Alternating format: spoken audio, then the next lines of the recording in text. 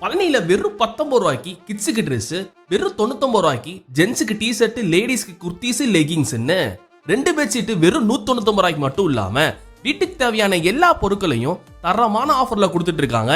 Puthudharapuram road இட்டேரி ரோட்ல இருக்கிற பழைய ஓம்சன் முகா தியேட்டர் கிரவுண்ட்ல தாங்க இந்த ஆடைகளின் அதிசயம் மெகா சேல் நடந்துட்டு இருக்கு.